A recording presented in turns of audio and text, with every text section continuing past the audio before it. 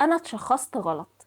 كتير من المترددين على خدمة العلاج النفسي واللي أنا بشوفهم داخل غرفة العلاج بيقولوا لي أنا تم تشخيصي غلط في مراحل سابقة من حياتي، ولما بندور بنلاقي فعلا هو مر بمشاكل متعددة أو بفترات معينة في حياته كان اللي ظاهر فيها أكتر اضطراب معين، القلق كان زيادة هنا أكتر، الاكتئاب كان زيادة هنا أكتر، البايبولاريتي أو اضطراب ثنائي القطب كان زيادة في الفترة معينة من حياته أكتر. بس الإجابة لا، أنت ما تشخصتش غلط ولا حاجة، خصوصا الأشخاص اللي بتعدي باضطرابات الشخصية.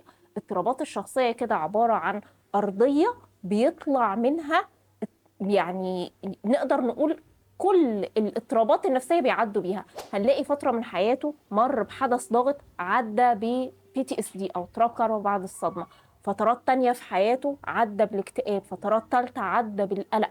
فاضطراب الشخصية خصوصا اضطراب الشخصية الحدية لا، مش بيتم تشخيصنا غلط، احنا بنبقى جايين العلاج بسبب معاناة من مشكلة من المشاكل المتفرعة ديت بسبب اضطراب الشخصية اللي كامن تحته.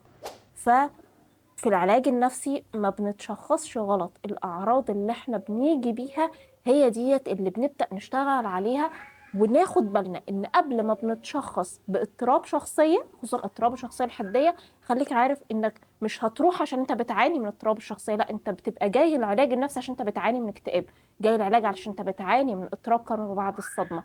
بعد ما بتتعافى من المشاكل الكبيرة اللي بتبقى فوق ديت بيبدأ يظهر المشاكل الأعمق اللي هو اضطراب الشخصية. فدي الإجابة على سؤال أنا اتشخصت غلط.